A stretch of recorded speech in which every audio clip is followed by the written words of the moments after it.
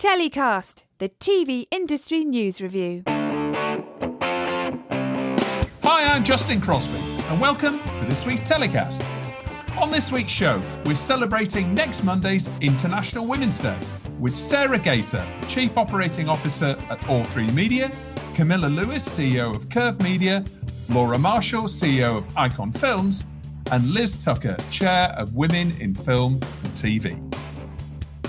To celebrate a year of TellyCast, we've teamed up with WorkShare Consulting to launch the TellyCast WorkShare Content Industry Monitor. Taking the pulse of the global business of TV, this exclusive regular survey will analyse your views to find out how the TV business feels about the key issues it faces today. So we're asking all of our listeners, from producers to financiers, from distributors to networks, and everyone in between, to please take a few minutes to fill out our survey. We're asking about how confident you feel about your job or business, how you've been impacted by the lockdown both personally and professionally, how the industry leaders have performed, about virtual markets and events, and the return to a new normal working life and industry recovery. Just go to telecast-podcast.com/survey to complete it.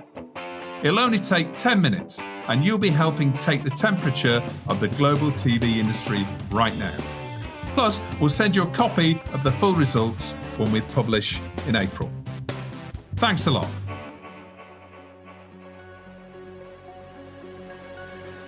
This week's show is sponsored by Insight TV, who passionately create and share content for the experienced generation.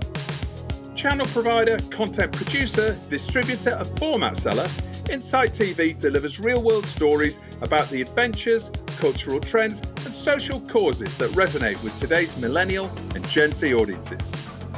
Based upon and inspired by social media trends and influencers, Insight TV operates and distributes a flagship lifestyle channel in vivid 4K UHD HDR quality to 315 million homes in 46 countries via linear cable platforms, digital smart TVs, OTT services, and via watchinsight.tv. It also distributes a mobile-first short-form channel in Short, action sports channel in Trouble, science and tech channel in Wonder, and a nature and wildlife channel in Wild, a co-venture with Off the Fence, to fast channels and mobile services around the world.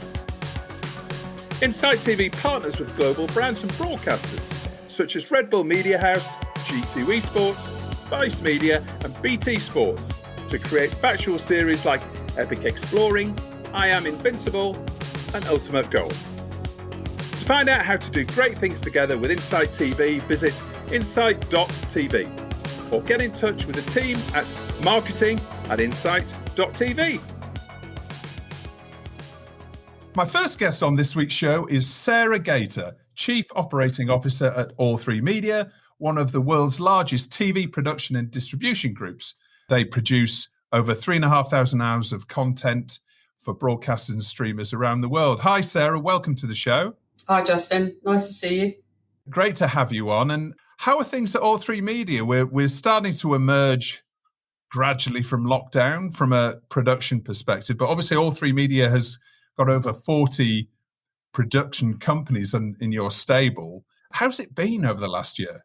Well, it's been challenging for everybody, as it is for everyone in the industry, I think. Obviously, we've got companies in different countries, which adds to the overall challenge. Having said that, in New Zealand, they've had very few cases, and our soap down in New Zealand came back to work very early on in I think back in last April, and has been shooting ever since, which is brilliant. They sort of led the way and gave us lots of information in terms of the fact that they were, even though they had to distance whilst they were shooting, they used things like mannequins to make crowds scenes and stuff like that. So that was really helpful. We've had, America, I think, has been particularly badly hit. Production in the States has been extremely challenging. Here in the UK, I think we all have done a brilliant job actually in getting the protocols together. And of course, I was chairing PACT when we got the restart scheme with the government up and running through the BFI. And I think that's undoubtedly helped. The shows that we're having the most trouble making are the ones which involve any form of travel. But people have been working incredibly hard. Production is quite a difficult process now, whereas previously I think it was obviously much easier. And we're limited as to what you can actually shoot and how you can shoot it. But despite all of that, we've got an amazing amount of production going on. Presumably, the fact that you have both factual and scripted businesses within the business has kind of helped you ride this out. Yeah, I think so. I mean, I think, we've had Hollyoaks has been up and running quite a long time now. And I think the team up in Liverpool are working incredibly well and have again, they've all had to be very careful about how they lead their own lives, obviously, to reduce the chances of people getting COVID and sets having to stand down. We've done other drama. We've completed drama, which had started shooting prior to the pandemic coming in, but we've managed to finish most of all of those, actually. We've started new ones, and factual, we've been making factual shows as well. So I think across the board, yes, we are, I think, in a good position. Yeah. And presumably having a strong library has also helped, because that's something that I think has been a bit of a trend that we've seen, and certainly the demand for broadcasters has been around recognizable TV brands that you can actually acquire, hundreds of hours, that are familiar, and that's what people were looking for, certainly in the first parts of COVID. Yeah, well, I think it was sort of all the way through, because I think most of the broadcasters started to run out of new material last June. And I think that in itself has made catalogue sales obviously increase, and also the amount of time people have had. Of course, when there's nothing else to do, you sit at home and watch an awful lot more TV, and I think across the board on every platform that you can watch it on. So I know for a fact that I've watched enormous amounts of television, as well as reading vast numbers of books. So, it's been good. And I think our catalogue has definitely sold well. And I think, as you say, iconic shows and ones which people can relate to and go, I'd really like to see that again, have been doing that. And obviously there's been more buyers as well. There's new SVODs coming to the market, and AVODs are also very much making themselves known. So this week we're marking International Women's Day. To my knowledge, you're one of the few female COOs in a major TV industry production business. Could you just very, very briefly sketch out what the difference of a COO is to a CEO? Well, a COO obviously takes a more operational role. Chief executive, actually, I suppose at the end of the day, is the person who runs the business, ultimately takes all the decisions.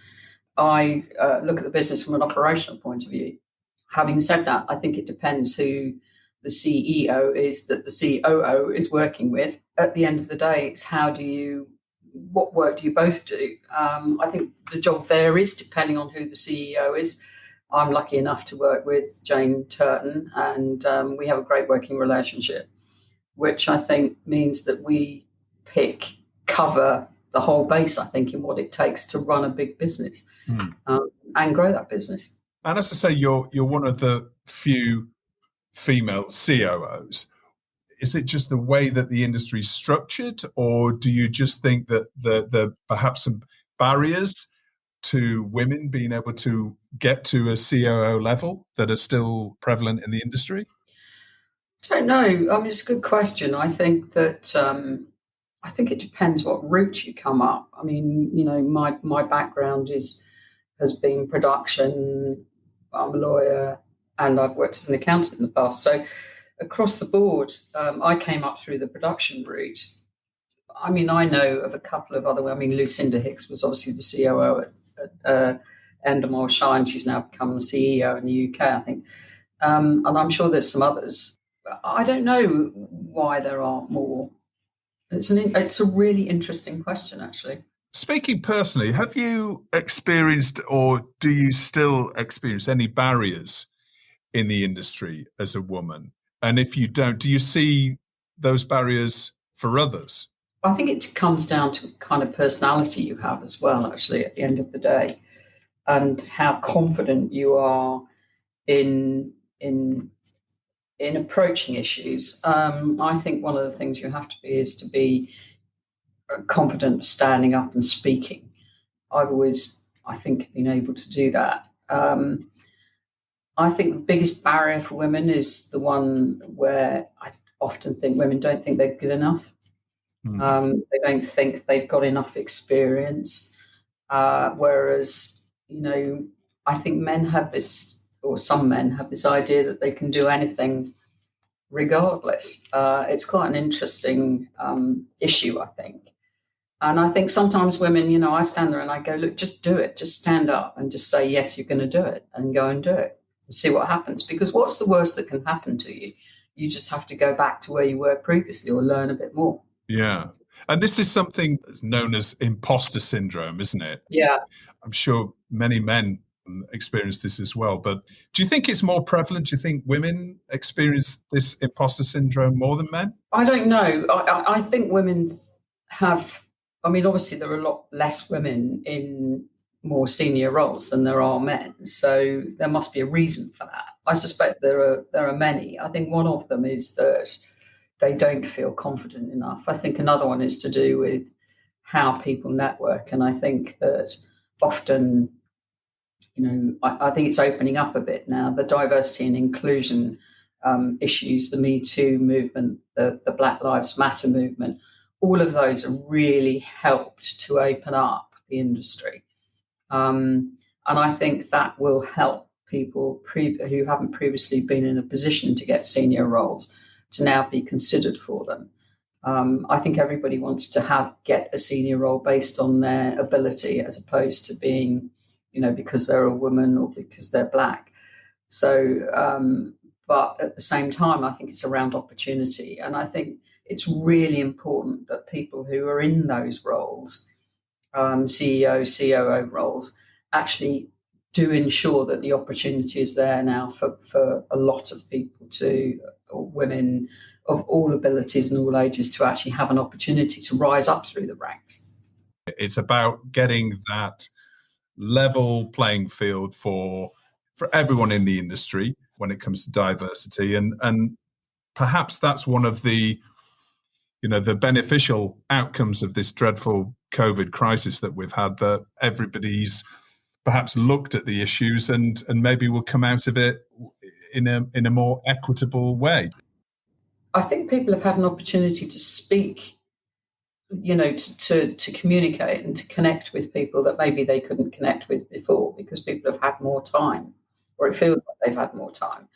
We're trying to open all jobs up. We're trying to ensure that where we advertise for jobs, that they are, we have a much wider cohort of people who are able to apply for those jobs. And I think that's really important. And I think it's important for not just for women, but it's because within women, you've obviously got socioeconomic groups that maybe need more help in accessing our industry. You've got women of colour who need more help accessing the industry and all of that. And I think it just needs to open up more, really.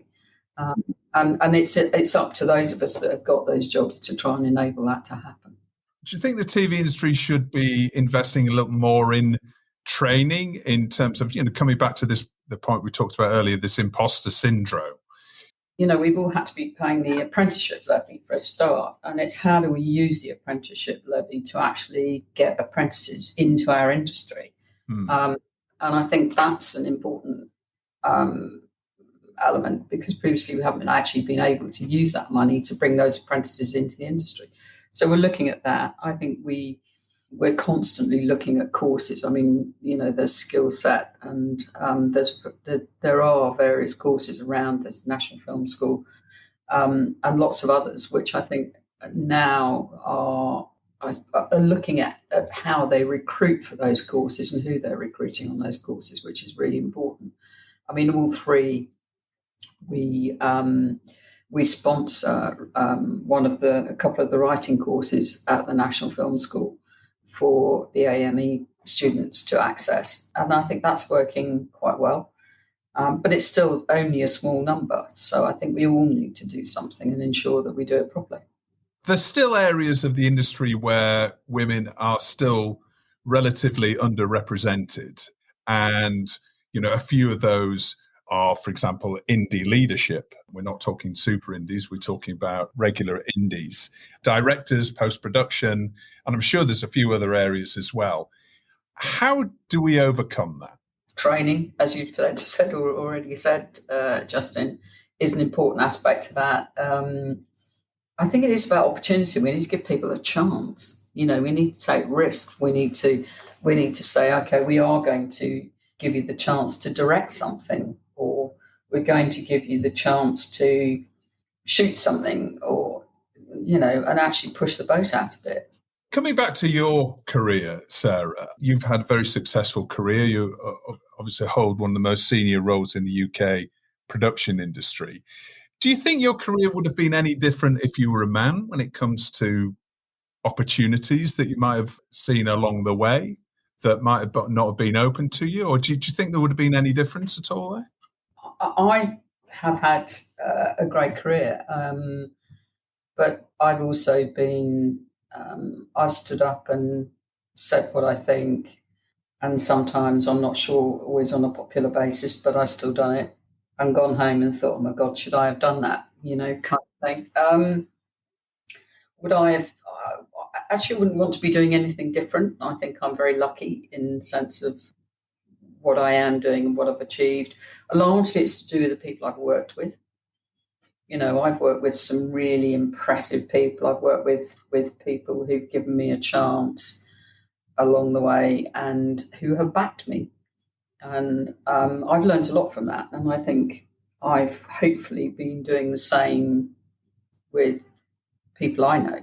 And I hope I've been supportive to people in enabling them to achieve what they want to achieve in their careers as well, where I've been able to influence that. And if you were to look back at the 20-year-old you now, and if you were starting out in the industry now, what sort of advice would you give yourself? I probably would have been a bit bolder earlier on. I think I would have said, go on, have a go. I mean, there were some jobs which I probably would like to have applied for along the way, which I didn't because I thought I wasn't good enough or didn't know enough. And I think, it's one of those advantages of age, isn't it? You suddenly think, oh, my God, I should have done that. I always spend quite a lot of time I say to people, and they go, well, I don't know if I can do that. And I go, what is the worst thing that's going to happen to you? Because I think if you can overcome the worst thing that's likely to happen to you. I was talking to somebody the other day, actually, a producer who was having a problem with something. And I said to her, what's the worst thing that's going to happen? So she said, well, so-and-so says that they're going to walk off or they're going to do this and they're going to do that. And I said, okay, if they do walk off, what are you going to do? And I think you can work that one through, then actually, you sort of face your own fears and go for it. What's the worst thing that can happen to you if you apply for a job is you get turned down.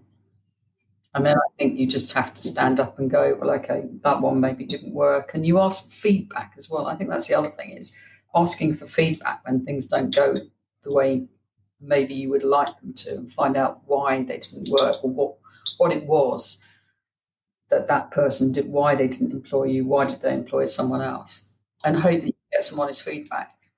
It's embracing failure, isn't it? It's not being afraid to, because I mean, we hear this from leaders right across many industries, is that, don't be afraid to fail. And that's actually where you learn the most is, you fall flat on your face, pick yourself up and go, I won't do that again. But, it's a great piece of knowledge you've got to take forward. And in terms of how you do things differently in the future. Yeah, exactly. I mean, it's like standing up and speaking in public, isn't it? Which is that, the more you do it, the better you get. Somebody said to me once, I said, oh my God, I've got to go and do this talk. And they said, yes, but the people are there because they want to hear what you've got to say. And you think, oh, actually, yeah, they're not there under duress. They don't actually have to sit in the room. And I think that makes a big difference when you sort of switch it around and go, okay. So I think it's about trying things. You're right. It's about trying things, being a bit brave and holding your breath, and off you go. Sara, thank you so much for joining us this week. It's been fascinating to speak to you. Wish you all the very best throughout this year. Thank you. Let's keep our fingers crossed that we're on top of the pandemic and we can all see each other in Cannes or other industry events. Imagine those, man. An industry event. Yay. I know. Wouldn't that be great? God, going outside and drinking and meeting people. Yeah, absolutely. It's been a pleasure. Thank you, Sara. All the best. So my next guests this week are leading UK indie bosses Camilla Lewis of Curve Media, Laura Marshall from Icon Films, and Women in Film and TV chair Liz Tucker. Welcome to the show, guys. Hello. Hello. Great to have you with us in this special International Women's Day episode. Camilla, let's start with you. Looking at some of your recent announcements, it looks like lockdown hasn't slowed up production too much at Curve.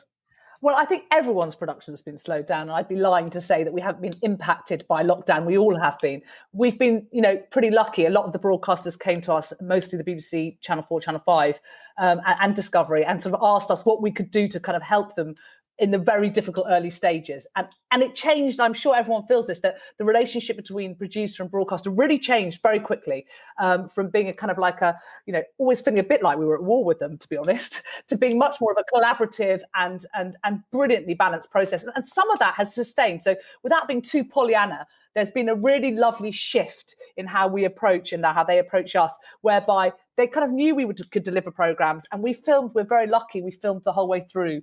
There's not been a day we haven't had our cameras on at least a few productions. And now we've got, I think, 16 shows in production right now, across terrestrial and a couple of SVODs, and some sort of like what were previously cable channels, and now are all sort of becoming an SVOD somewhere along the line. So it has, of course, it's impacted on us. It's been a bloody nightmare. I mean, who hasn't it been a nightmare for? And an incredibly anxious period of time. But in terms of we've lost money. Everyone's lost money, but we haven't lost as much money as perhaps we could have done. And I think that's partly down to the fact, I'm sure this is the case with the other producers on the call, that it's, we've got a good reputation for delivery. So we had very good relationships with the broadcasters. They've been great, actually, almost across the board. I say almost. Yeah. Well, that's interesting to hear that that relationship has changed slightly. I mean, obviously in the UK, it's slightly different to it is in America when it's work for hire, and I guess that changes the relationship again. But it's interesting that perhaps production businesses are perhaps seen in a more powerful role. Do you think overall has a balance of power shifted? That's a really good question. And I think I'd like to say yes, but I don't think for me, the power has always been with the producer. I mean, obviously in my, deluded mind, I always think that I'm all powerful and some sort of godlike figure. No, but I think ultimately what's shifted is that they couldn't, companies that deliver, like Icon, like Curve, who are well known for delivery, they could rely on. And at a time when everything felt very frightening and things weren't very reliable and we didn't know where we stood and what did health and safety mean in a time when actually health and safety really counted and suddenly meant the world, I think the broadcasters have fallen back. I wonder how it's impacted. I'm sure this is not a universal story. I think some small indies might have suffered quite a lot. Some startups who haven't got a huge reputation might have had a very difficult time. I don't think it's been a party for anybody, and it's certainly not been a party for us. It's just that relationship and that collaboration has had to grow because we've had to learn together how we make programs in a really complex time. Yeah, perhaps the only beneficiaries, and we've touched on this a few times on TellyCast, are the SVODs and the AVODs. They've been huge beneficiaries, but maybe we'll come on and touch on that a little bit later on. You're an established production business, Camilla. Presumably library content has played a big role as well in weathering the storm. Like many established UK indies, it must have been key to have that library. I think, yes, some things were, let's reversion quickly. How many more episodes of this can we get? Can we recut this that way? That did happen. And actually, I think at first, and I'm sure this is true across the industry, we all thought, oh my God, it's all going to be about archive. What can we find? What can we do? What can we buy? What can we get in? How can we make things work? And only one show of ours, actually a Channel 5 show, which hasn't been announced, I can't mention it, was commissioned, which was pretty much purely archive. That show was the only one in the end. Ironically, we found we could shoot. So I think one of the great things about being a factual indie, as opposed to, say, a drama indie, who were faced with huge problems right up front, was that we could go out on the road with a very small crews, much more controllable in terms of health and safety. We could be outside, we could keep social distancing. And we filmed with the BBC and Channel 4 immediately. So honestly, the day of announcements of lockdown, we were very lucky to be given commissions by them to make shows at that time about reflecting that time. So I think that made us and forced us into a position of being able to cope with filming under COVID. And those regulations and those rules, which our amazing production management team run by Paul Day, have really meant that we've got to the point where we know what we're doing and we've got really strong protocols in place, as I think most people have now. Yeah. Laura, coming to you. First of all, full disclosure, I represent Icon Films for PR. I'm very well you do that too, Justin. Thank you very much. 50% of next month's fees. Thank you. But I know you've been busy with some really ambitious productions in far-flung places over the last year. But could you share some of Icon's recent and current productions and what you've been up to over the last few months? You know, this time last year, we had crews in Brazil, we had crews in Paraguay, we had crews in a lot of places where we needed to get them back very quickly from. And, you know, our production management teams are, as Camilla has said, totally brilliant. That's why the UK is completely world-class in factual production as well as drama production. And they got them back safe and sound. But I think for us then there was this moment where so much of what we do, probably 90% of what we do is shot overseas, that we had to really sit back and work out what we could do safely. And again, you know, echoing Camilla, I think our commissioners really knew that they could trusted us. So we were always part of the conversation, which is, how do we get you back in the field? How can you tell us how we're going to get back in the field? And there was this exchange of information that went between production companies, commissioners, and other production companies. How are you doing this? What are you prepared to do? What are the risks you think we should take? What are we not prepared to take? And there was a huge amount of thinking that went on. And I used the word pause a lot, because I think sometimes it takes so long to sell a program, and then the commissioners want it so quickly that sometimes you don't have that moment of pause. Well, as we all know, we had a moment of pause, and we thought a lot about how we were going to get back into the field. And then we started building on the extreme health and safety that we've always done, hostile environments. It was just a slightly different hostile environment. So having paused, thought about it, and gone into deep conversations with our broadcasters, which, you know, National Geographic, with Vice, with Blue Ant, with Discovery, we worked about what we felt was our own health and safety protocols. Because I think, like a lot of production companies, we use the broadcasters' health and safety protocols as a starting point, but we need to have our own. We have to believe in our own risk assessments. We have to accept our own risks, and it can never be less than that which is imposed upon us. And we're probably even more stringent, because, you know, I'm sending those crews out and I want to count them all out and I want to count them all back again. So there was a lot of health and safety, and then a lot of identification of countries where we could travel to. So we got to Iceland very, very on. We got to Kenya. And now we've got crews in Malawi. We've got crews in South America. We got crews in the South Pacific, all working under extreme, very diligent health and safety, looking after them and looking after the people that we come into contact with. Yeah. Well, congratulations on that. And you also mentioned some relatively new broadcasters to Icon, Vice and Blue Ant as well. Do you think that's essentially just a general increase in demand for natural history content? Because obviously we're seeing lots of new players coming to the market, new streamers, etc. Also different broadcasters as well. Is that a general increase in demand across the board for the type of content that Icon produces? Well, interestingly, you'd think that in lockdown and a pandemic, people might want to play safe. But actually, I think what the metrics have shown us that in a time when we're all shut in rooms, people want to see the great world outside. And because Icon had been doing it a very long time and were very trusted, some new customers came to us and said, can you take us to places our viewers want to go to? And we knew that we could. And so it was fantastic to pick up some, about 18 hours of new commissions in lockdown to go to far-flung places and do what we do best.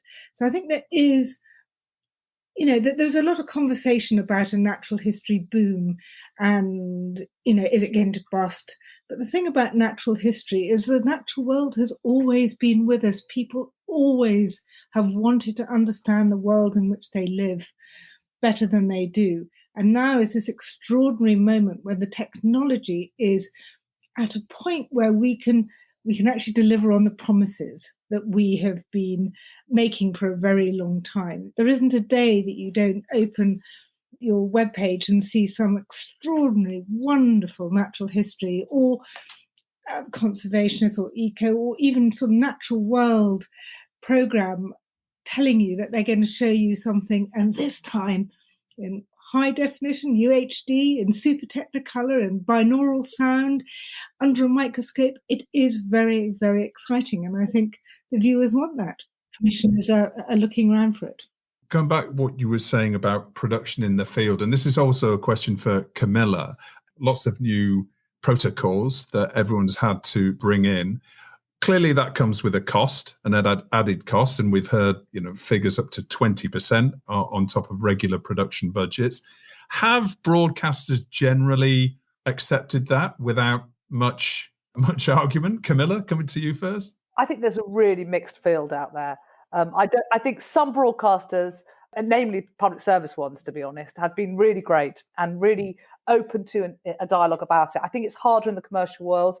I think that there's been whole issues about insurance. I think what Laura said correctly about the community of the production. There's been amazing kind of Facebook groups and people coming together who are talking and sharing information, certainly early on and still now, both formally and informally. And I think that has meant that we've all kind of had a very joined up, and PACT have been fantastic, a joined up approach to how we deal with the broadcasters and what we say about this. I mean, to be honest, it's an ongoing issue because COVID costs are now sort of like, it's not disappearing out of the budget, but they're sort of being either subsumed or seen slightly separately. I think it's a real problem which won't go away, but actually equally it is diminished because we know what the risks are and we know how to sort of like mostly to balance against them. Can I just go back to one point, which I'm sure Laura would agree? One of the great things about the last year is that it's been a great equalizer for people. So business for us in America, we've been, long wanting to be like conquer America. And it's this year that we've got a big series away that we've been making in America. And that's happened because we can be on Zoom at any time of day. And actually that would never have happened so easily. It was much more complicated to coordinate and no one else was doing it. So now, and I think this is true of some small indies too, who I've spoken to, they feel that they've got more FaceTime with, say, Channel 4 or whoever, because the commissioners it's just easier to meet them. And it's become much more of an equal playing field in that way. And I think that's been a great thing. Yeah, hopefully that's something that's going to continue. Laura, have you found broadcasters have accepted increased costs due to new protocols? Have they generally been pretty understanding in your experience? I think the phrase that we're all using at the moment, it's a conversation. There is absolutely an acceptance that the costs that you might have envisaged going up front, particularly if you were commissioned before COVID, are going to change. And that's either because there's been a hiatus or increased COVID security, quarantining, whatever cost there is. And I think that there is an expectation both that producers will step up as will commissioners. And I think that if you approach the conversations like that and you go into those conversations with commissioners saying, it's not the same cost. I know it's not the same cost. We know there are some savings that we might be able to make, but there are some that we simply, there is a net increase. How are we going to deal with this? And particularly in the world of the SVOD, where it's sort of commissioner takes all, there are no back-end deals where you can mop up your losses, that conversation is actually happening at the moment. And, it's really good. And it means that, as Camilla said earlier, there is more conversation between commissioners and producers at the moment. And I think because they are working with trusted producers, commissioners feel that they can really open up and share their own issues. Because, of course, the channels, the SLUBs, they've had their cash issues as well. So I think we are working together. I'm not saying it is entirely satisfactory, but we haven't got to the end yet. So we're all working very hard and mindful of doing the best thing that we can with the money available, but not cutting any safety corners, because, you can't do that. It's too dangerous. It's far too dangerous for us and for the people that we meet with, particularly when we're going far-flung places. We want to make sure that we're not taking anything nasty with us. This remote working has allowed us to work with different people we might not have worked with before. I'm a Bristol production company. We've got a lot of team working remotely in London. I've always hired Bristol folk because we're a Bristol company, but it's a different world that we're working. We're also hiring a lot of crew in country at the moment, whether they're producers, camera, PCs, PMs. That's been really exciting, managing to expand our workforce globally to make sure that we're keeping on delivering. And that's a sort of a bit of a quality too, because there are a lot of people wanting to break into the UK market and the US market, and going through a UK production company is allowing them to do that and get those stuff on their CV. So there's some interesting things happening at the moment. Interesting. Liz, welcome to the show. International Women's Day is presumably a big date in your calendar. What has Women in Film and TV got planned for this year? Absolutely, a huge day, I hope, in all our calendars, Justin. Yeah, we've got a major event called The House, where we're bringing a wide range of experts, whether they be commissioners, actors, writers, activists. And we try to create, I suppose, if you like, a sort of virtual coffee house, so our members can come along and join in for a chat to a commissioner, perhaps in the way you might do if you were at a festival or in a bar, talk to other writers. So we've got a huge range of people. We've got Mira Sial, who's going to introduce it, Leslie Sharp, who's going to close proceedings for us. Because I think what I'm very conscious of this Women's Day more than any really is that, what Camilla and Laura have had to say is terrific and has largely been very positive, without being too much of a downer. Obviously, as an organisation that supports women, we've also had a lot of our members who've lost an awful lot of work. And so I think that sense of sort of virtual community has been more important than it's ever been before. And I think it particularly depends, as I think both of them also touched on, the types of programs that get made in terms of how affected people are. And that, so some documentary programs, for example, are much easier to make in a kind of COVID secure way than others. People who are working in large OBs and things, for example, have largely gone. So we're also, dealing with trying to keep everybody on board and positive, but also recognising that, a very large proportion of people working in this industry have not had any income for months and months. Yeah, absolutely. And presumably freelancers has been the sector that's been the most critically hit. Well, I think, our industry is so based on freelance, self-employed workers. And I think even where we have got commissions, the other half of the debate about budgets and how people manage that is in a number of cases, broadcasters have cut their budgets, which means people are also coping not only with additional COVID costs, but also with reduced budgets. The concern obviously is with the budget coming up on the 3rd, that there's some talk that there will be an increase in tax rates for freelancers, which if people already have not earned any money this year will be somewhat of a double whammy. Yeah. One of Women in Film and TV's main missions is to achieve parity in the TV and film industry when it comes to representation right across the industry. Whilst we do have many women in leadership roles in the TV business in particular, I gather there's still quite a lot of work to do in other areas in the industry. Yeah, huge. I mean, it's interesting actually having Laura and Camilla on today, because I would say if you look across broadcasters, you often find a greater level of women than you do in the indie sector. When you look at the number of women running indies, it's still relatively kind of small. And so I don't know, Laura and Camilla may have a view on why that is. So I think that's part of an issue. But I think for WFTV, it's not about sort of moaning. It's about trying to get things changed, really. So there's some things which I think are obvious, like the lack of female directors. And I think that needs broadcasters to be aware of it and to be kind of working towards a more equitable playing field. And that means, I think, being more open to new ideas, because I know a lot of indies will say that when they go in to talk to broadcasters often, for example, have a very clear idea about names that they'd like to direct a particular show, which again doesn't necessarily help drive diversity. And then on the sort of post-production side, where it's still largely very male, I think one of the things that's interesting is when you see post-production houses such as Envy and The Farm, which have traditionally had strong female leadership, you see far more women in those companies.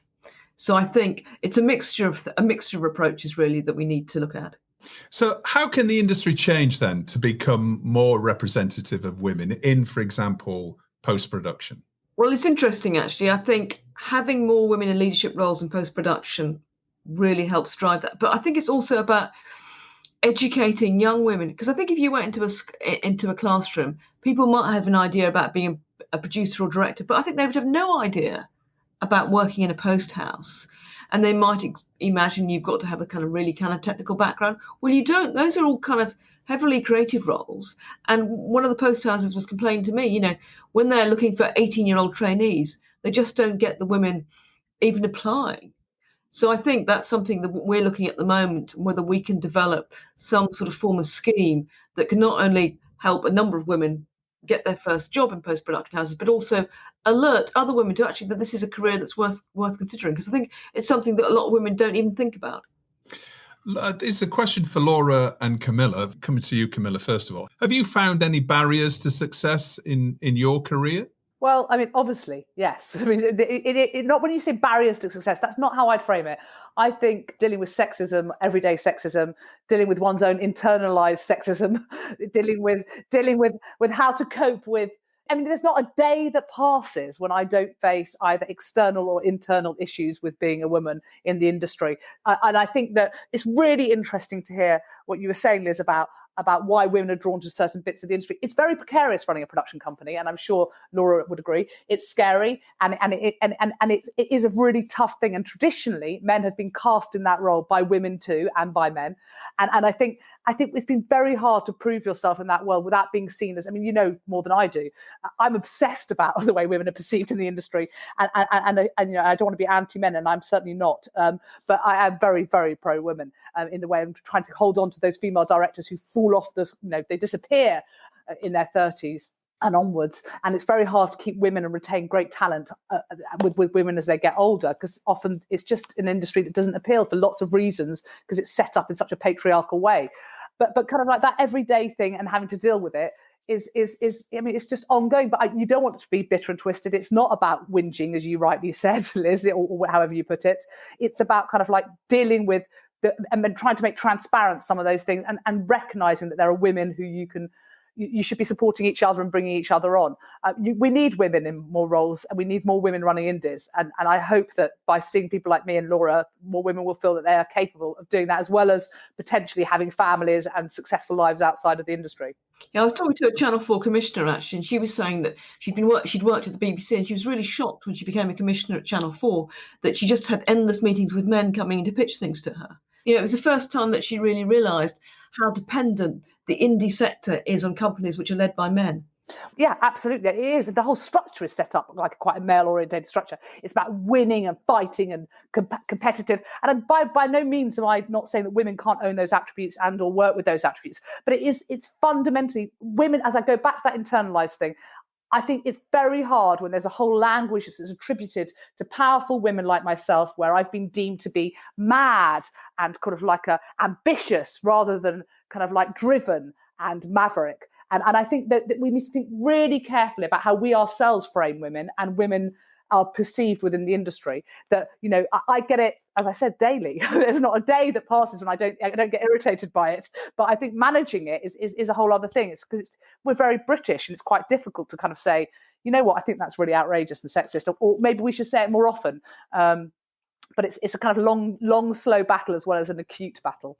And what I think with female directors is a slightly different issue that I've seen again and again, that you have the kind of the classic pattern, the female producer who will be the safe pair of hands, will do all the logistics, an awful lot of the legwork, and then you'll get in the male director who will be perceived as sort of, sprinkling the kind of stardust. And I've just seen that pattern over and over again.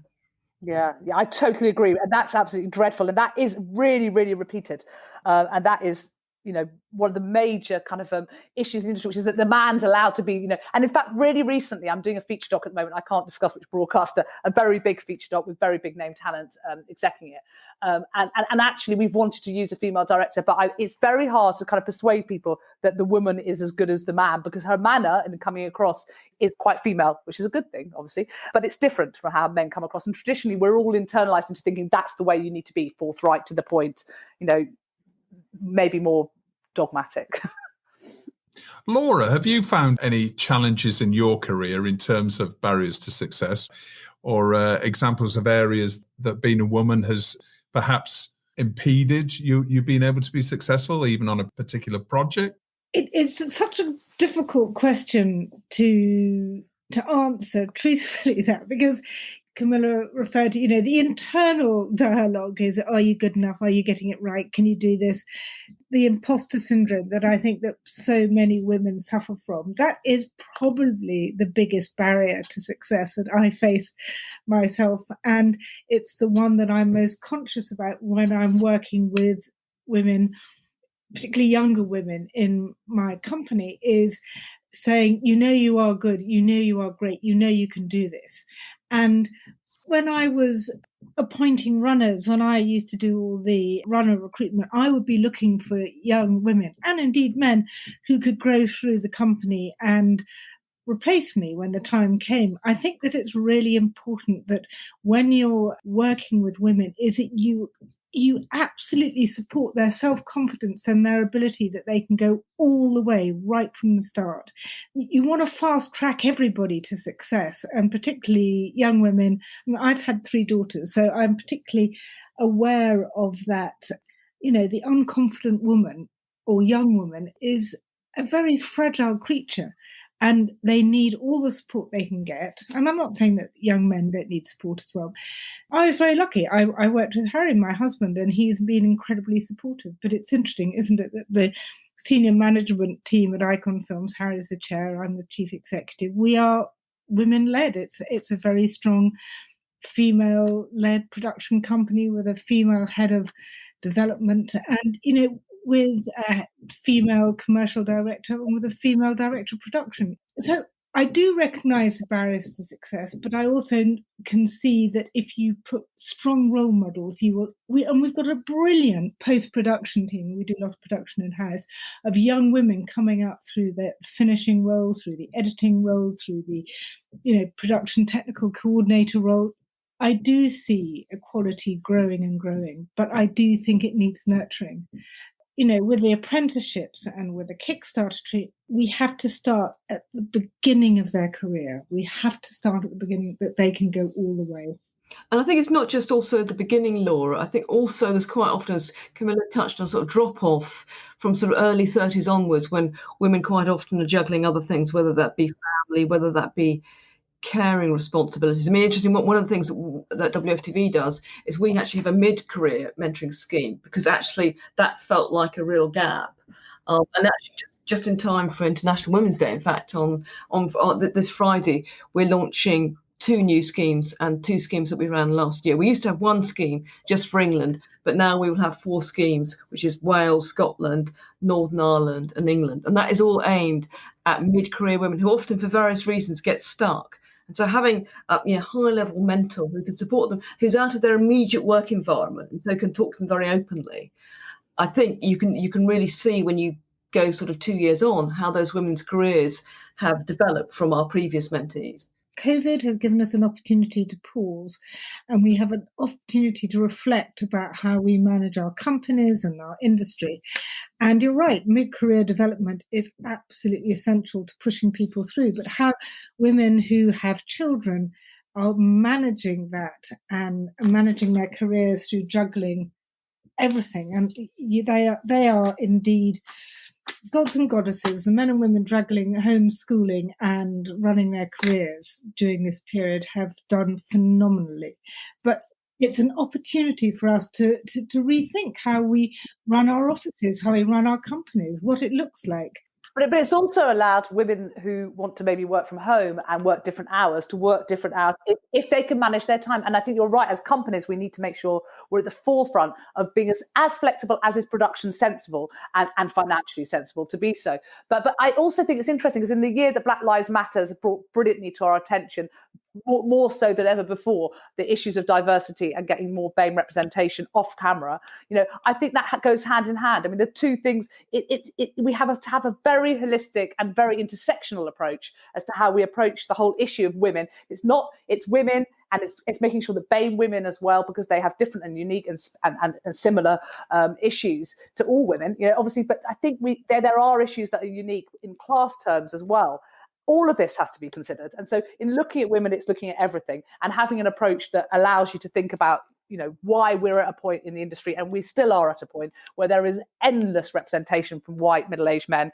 And actually, they are still the predominant force. Shockingly so. They still are, even though I started my career and they were all white middle-aged men, they still are a lot of white middle-aged men. And I think women are much more affected by ageism in the industry. That was the other thing I was going to say about mid-career women. Some very well-known men in the industry have, objected to employing high-level women because they were of a certain age. And I think, given that we all live longer, given that people have portfolio careers and perhaps may come to television perhaps as a second or even third career, we've got to be far more open to that. And there's definitely a feeling that post-35, do we really want to employ that director? There's terrible ageism against women in the industry. I mean, I've watched some brilliant. I mean, I was, my great mentors, Glenn Benson, Lorraine Hegarty, Jana Bennett. I mean, they're no longer in the industry for one reason or another. But every woman I've admired who was older than me seems to have gone, bar your Jane Root and yourself, slightly older than me, mildly, Laura. There's. I think it's really terrifying because I think that sexism and the idea of being an old woman, within society, we've got to be really transparent about what that means to us and what it means to men and how the industry reacts when young thrusting man comes in compared to older women, as opposed to we want to start inheriting and owning culturally all those kind of tags and tropes of being wise old women, because that's a brilliant thing. Because you get better at your job, not worse. Of course, much better. I'm much better now than I was 20. I'm much cleverer. I'm much, much better. I'm good now. I can say it. I am actually delighted. On International Women's Day, I will be 60, and I'm absolutely thrilled to be 60. Congratulations. But I'm also, putting out for a new role at Icon Films, and it's an EDI talent manager. And equality, diversity and inclusion. I think in 2021, people are going to understand what that means in a way they didn't in 2020. And in 2020, if somebody said, what do you mean a talent manager, EDI? I don't get it. I would have said, yeah, not sure myself. In 2021, I really get it. And I'm going to make sure that we all get it, because that is how we are going to change the look of our industry and the success of our industry. And, I want to be an old lady working this industry, and I want to be working with young women. And, I want to be part of the change. I'm going to be the change. I want to be part of it.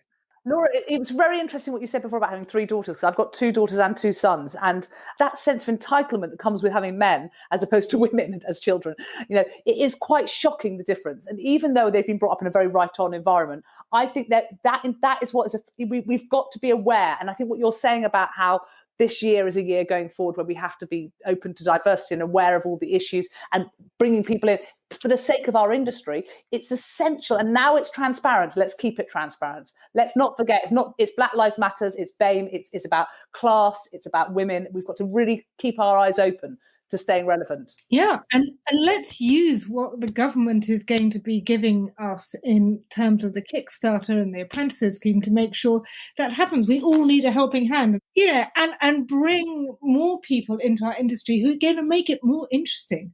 God, can't keep making the same programs forever. clearly all forms of diversity are incredibly important, including disability, which we haven't yet talked about. But what I've seen in some quarters is there's almost a feeling, the box is ticked for women. Oh, absolutely. I totally agree. So, I've had conversations with the broadcasters about this, because clearly stuff like Black Lives Matter incredibly important. But, I pointed out it wasn't just, black-led indies that were kind of, in a tiny, tiny group. That also applied to female-led indies. It applied to small indies.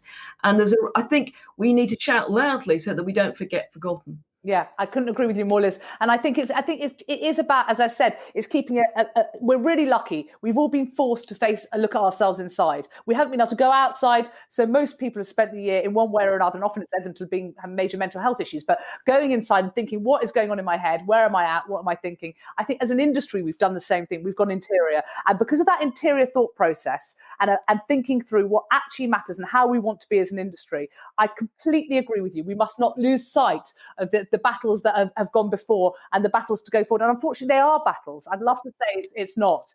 But I think there are battles to make sure that diversity is not seen as a tick box exercise, but actually, as Laura brilliantly and rightly said, if we're going to be relevant and we're going to be watched, and that's all we all want, let's be honest, then ultimately we need to be reflective. So now it's time in the show where my guests get to choose the TV industry story of the week over the past 7 days. Camilla, what's your story of the week?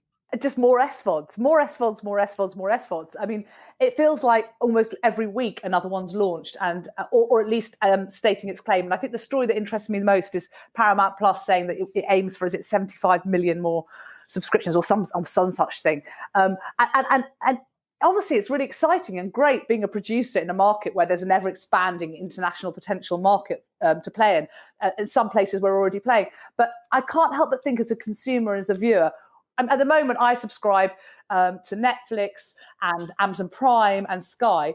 And Sky's slightly different, of course, because it allows you to it is also broadcast stuff too. It's very cleverly kind of has a huge range of output that you can watch through it. But I just don't know where I'm going, because I want to sign up now because of personal reasons and professional reasons to Star and therefore Disney Plus. But then I think, God, how many of these things am I going to do? And I'm obviously quite well, I'm a good earner compared to most people potentially listening to this, or maybe not. I can't afford to carry on having subscription after subscription. When's consolidation going to happen? And what's it going to look like for the future? And I suspect what really interests me is the rise of the AVOD, because I think American cable, if we look at what happened with America and how that moved into being, the cable being the kind of the long tail of broadcasting, I just wonder if the same thing will happen in an international global sense, whereby SVODs, how many bigger, bolder, better stuff can we have? How many talent-led programs? Will they just end up having a few key things, and then will there be more AVODs for us to consume? I'm really intrigued as to what the future holds. We had Ollie Davis from Samsung on last week, and he was telling us about Samsung TV Plus, and that's basically an AVOD system that is baked into the hardware. And if you've got 120 hours of catalog, you can actually have your own channel brand. Like it. So there's Midsummer Murders channel, there's lots of different channels that if you've got that much content for your back catalog, you can get that content to work for you. I mean, what's not to like on that when you're just sat back and earning money, presumably? Rather like Camilla said, I think there is a plethora of choices, and then we have, are we just going to go back where we're always going to have to lean forward and make a choice about whether we're going to do on demand or we're ever going to watch scheduled television ever again? Of course we are, because we all love that, being led by the nose to something exciting, whether it's Jed Mercurio or the BBC News. But I think what it tells me is it has never been a better time to be a producer, because there is all this choice, and there are so many places that you can go with your stories. If you're a good, confident producer, or if you're starting out and you've got a great idea, there are people who are willing to listen, because I think some of the SVODs are much more open to a gamble, because of course every creative choice is a gamble. And I think that it is a really brilliant time, if you are a producer, to go out there and create ideas and then pitch them to the person that you want to create them. I'm going to make sure that the brilliant creative people in our company are able to say, I want to go and pitch to these people. It's exciting. I mean, it's so exciting. And it's a great time to be a factual producer in Very particular, nice. because everybody's still being able to work over the last few months? Clearly, there's a huge range of stuff, and it's revolutionised how I watch TV. I hardly ever watch scheduled TV now. So even if I'm watching terrestrial, I've just got so used to recording everything that I watch. But I would say, actually, on the specialist factual side, in terms of serious science and things, I think there's less of that now. The BBC is not doing it, who would traditionally have done it. Channel 4's science output is not as it once was. And I don't see that content being delivered by Netflix, Sky. So I think there are certain gaps. There are certain areas which we are, if anything, oversupplied with, but other parts of the market where I think we're not so well supplied. Laura, what's your story of the week? Well, my story of the week is really about apprenticeships. And I think that for a very long time, there has been a sort of a difficulty about embedding apprenticeships into the creative industries.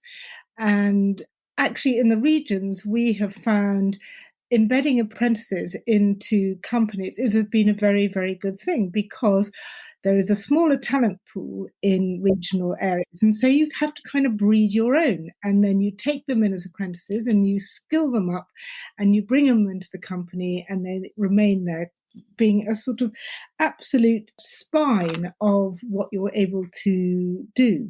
And for us, it's worked in terms of post-production, in terms of IT, in terms of development, finance, across the board.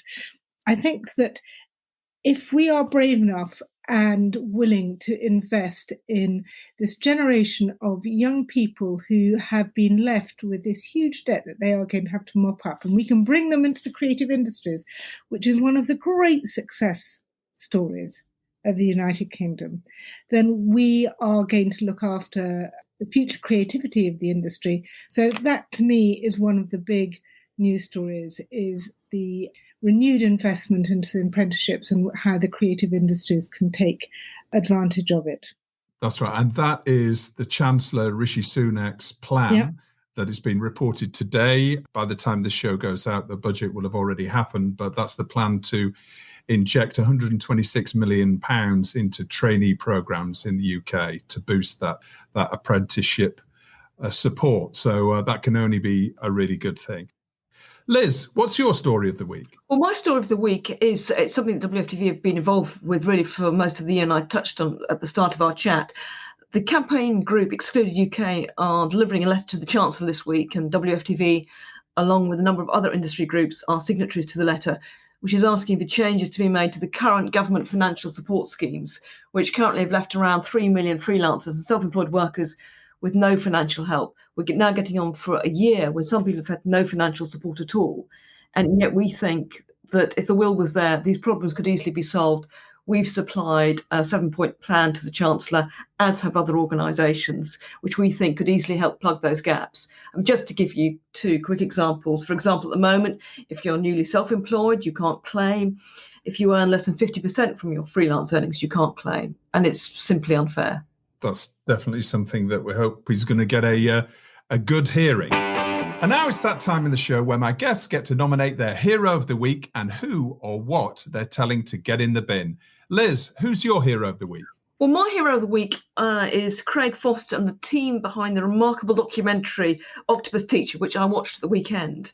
If you haven't seen the film, I really recommend it. It's not just a beautifully told story about conserving and saving the remarkable underwater kelp forests.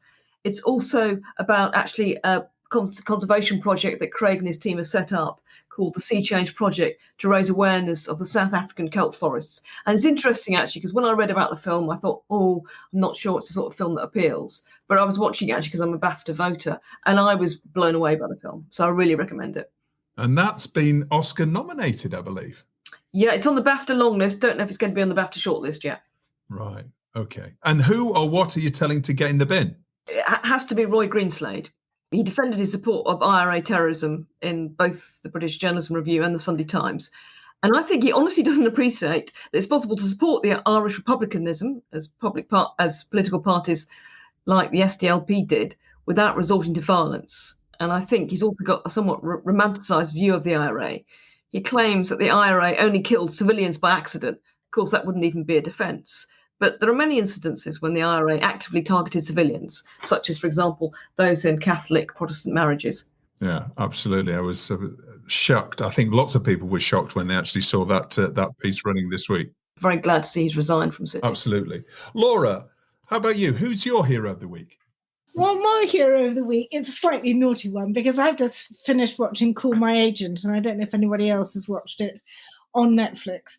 But it's a sort of playbook for our industry. It's a wonderfully wicked French drama set in a talent agency in Paris.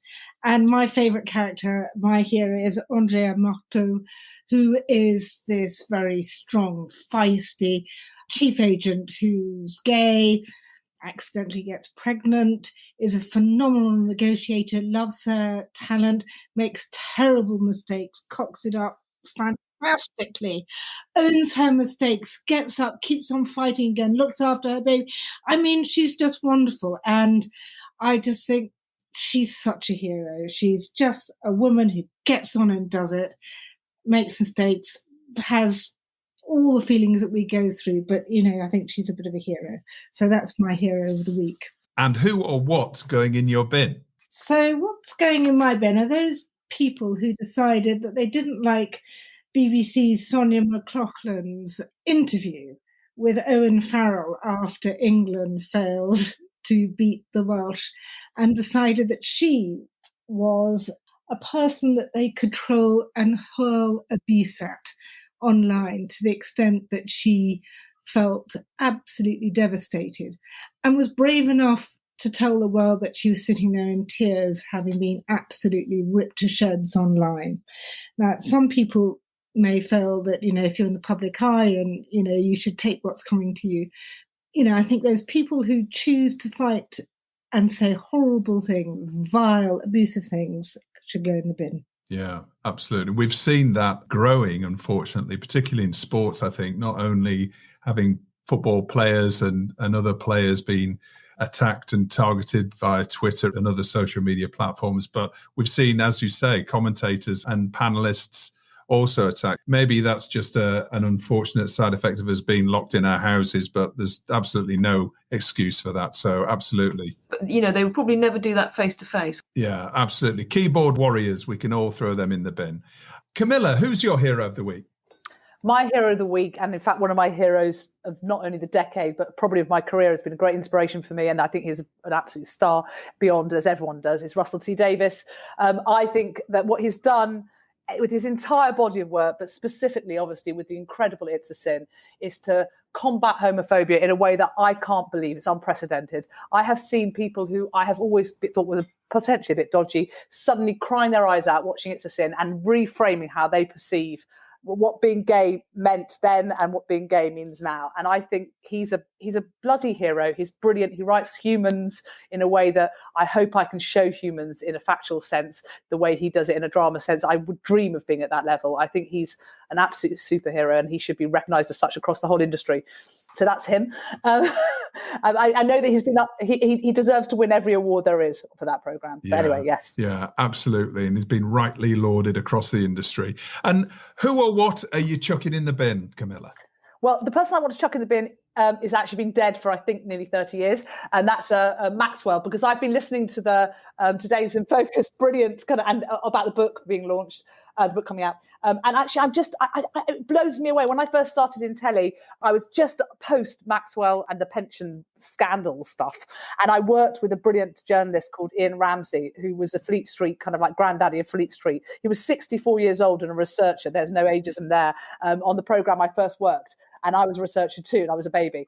And actually, having heard firsthand what Maxwell did to him and his colleagues, and then just listening back to the whole story, I mean, that was a dreadful period of time. Although an intriguing and complicated, nuanced man, but still did the most terribly evil things with the pension, the people who lost their pensions that time. I just don't think we should forget. It was awful. Yeah, that's media mogul Robert Maxwell is also going in the bin. Yeah. Camilla, Laura and Liz, thank you so much for coming on TellyCast this week. It's been fascinating to speak to you and to listen to you as well, discuss all of these different issues that I wasn't aware of particularly as well. So it's hopefully something that, as we say, we're going to be hopefully levelling up when we come out of lockdown. Thank you so much, Justin. Really appreciate it. Thanks. Bye. Lovely to be with you all. So that brings us to the end of another week's show. As always, thanks for listening. Don't forget to rate and subscribe to TellyCast and share it with friends and colleagues on social media. And don't forget to sign up for our newsletter called TellyCast Plus. It's packed with interesting TV industry stories of the week you might have missed, exclusive insight and opinion, including the secret producer, our intrepid, anonymous exec, reporting from the front line of TV production. It's all completely free. Just visit our website to sign up at telecast-podcast.com. And you can also follow us on Instagram, LinkedIn, and Twitter. TellyCast was edited by Ian Chambers and recorded in Lockdown 3 in London. Until next Thursday, as always, stay safe. This week's show is sponsored by Insight TV, who passionately create and share content for the experienced generation. Channel provider, content producer, distributor and format seller, Insight TV delivers real-world stories about the adventures, cultural trends and social causes that resonate with today's millennial and Gen Z audiences. Based upon and inspired by social media trends and influencers, Insight TV operates and distributes a flagship lifestyle channel in vivid 4K UHD HDR quality to 315 million homes in 46 countries via linear cable platforms, digital smart TVs, OTT services and via watchinsight.tv. It also distributes a mobile-first short-form channel in Short, action sports channel in Trouble, science and tech channel in Wonder and a nature and wildlife channel in Wild, a co-venture with Off the Fence, to fast channels and mobile services around the world. Insight TV partners with global brands and broadcasters such as Red Bull Media House, G2 Esports, Vice Media and BT Sports to create factual series like Epic Exploring, I Am Invincible and Ultimate Goal. To find out how to do great things together with Insight TV, visit insight.tv or get in touch with the team at marketing@insight.tv.